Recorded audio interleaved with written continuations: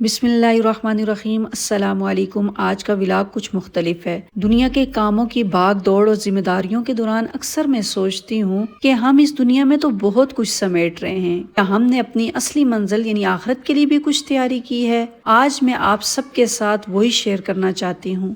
ہم روزمرہ کی زندگی میں اتنے مصروف ہو جاتے ہیں کہ ہم اکثر یہ بھول جاتے ہیں کہ یہ دنیا عارضی ہے اور اصل زندگی تو ہماری وہ ہے جو ہمارے مرنے کے بعد شروع ہوگی۔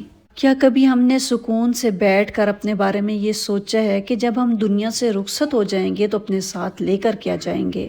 قرآن مجید میں اللہ تعالیٰ نے ایک بہت اہم پیغام دیا ہے، جس کا مفہوم یہ ہے کہ ہر انسان اپنے اوپر غور کرے کہ اس نے آنے والے کل کے لیے یعنی قیامت کے لیے کیا تیاری کی ہے۔ اکثر ہم اسے بہت دور سمجھتے ہیں اور اس غلط فہمی میں ہم اپنی زندگی غفلت میں گزار دیتے ہیں، حالانکہ موت کا وقت کسی کو معلوم نہیں کہ وہ کب آ جائے، اور جس دن ہم اس دنیا سے جائیں گے تو یہ ساری زندگی ہمیں چند گھنٹوں کا قصہ معلوم ہوگی۔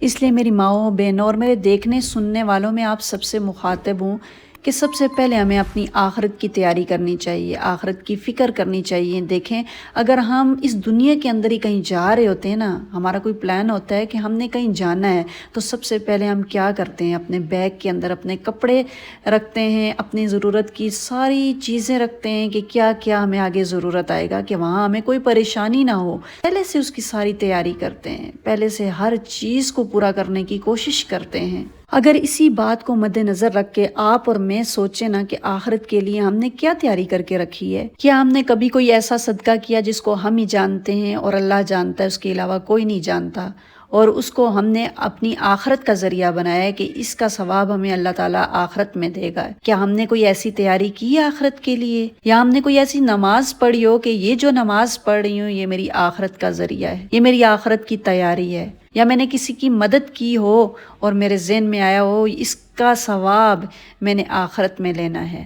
لیکن ہم تو یہ کرتے ہیں، کسی کے ساتھ نیکی کرتے ہیں تو بدلے میں نیکی چاہتے ہیں کہ فلانا بھی میرے ساتھ نیکی کرے۔ اگر کسی کو صدقہ کرتے ہیں تو 10 بار لوگوں کو بتاتے ہیں کہ میں نے فلاں کو صدقہ کیا ہے۔ اگر نماز پڑھتے ہیں تو ہمارا سارا دھیان لوگوں کی طرف ہوتا ہے، ہمارا سارا دھیان گھر کی طرف ہوتا ہے، بچوں کی طرف ہوتا ہے، ہمارا دل ہی نہیں لگتا نماز کے اندر، تو ہم اس کو آخرت کا ذریعہ کیا بنائیں گے؟ آخرت کے لیے کیسے رکھیں گے؟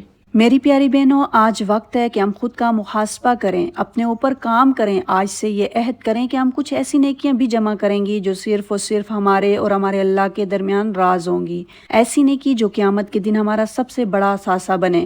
آج ہی بیٹھ کر سوچیں کہ ہماری تیاریاں صرف دنیا کے لیے ہیں یا ہم نے آخرت کا بھی کوئی خزانہ جمع کیا ہے۔ اگر نہیں تو ابھی بھی دیر نہیں ہوئی، آج سے اپنی نیت کو خالص کریں، اپنی آخرت کو سنوارنے کی کوشش کریں۔ دیکھیے، اگر ہم نے دنیا کا کوئی بھی کام کرنا ہو، چاہے گھر دیکھنا ہو، بچے سنبھالنے ہو، جاب پر جانا ہو یا کھانا بنانا ہو، ہم ہر کام کو وقت پر اور لازمی کرنے کی کوشش کرتے ہیں۔ ہم ان کاموں میں کوئی کوتاہی نہیں کرتے، کیونکہ ہم جانتے ہیں کہ اگر ہم نے یہ ذمہ داریاں پوری نہ کی تو ہمارا پورا نظام زندگی پریشان اور ڈسٹرب ہو جائے گا۔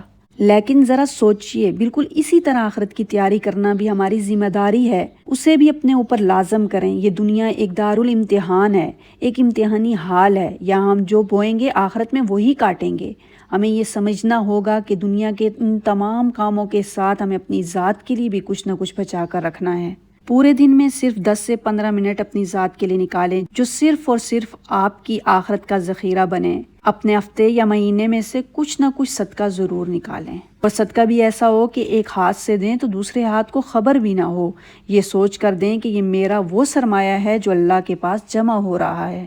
میری پیاری بہنوں، جب ہم اس دنیا سے جائیں گے تو بالکل اکیلے جائیں گے، نہ ہمارے بچے ساتھ جائیں گے، نہ شوہر جائے گا، نہ ہی ماں باپ ساتھ چلیں گے، کوئی بھی ساتھ نہیں جائے گا۔ اس لیے دنیا میں رہتے ہوئے اپنے لیے اکیلے ہی تیاری کرنا سیکھیں، اور ذہن میں یہ بات بٹھا لیں کہ قبر اور حشر کے سفر میں کوئی ہمارے کام نہیں آئے گا، حتیٰ کہ وہ لوگ بھی نہیں جن کے پیچھے بھاگتے بھاگتے ہم اپنی ساری زندگی گزار دیتے ہیں۔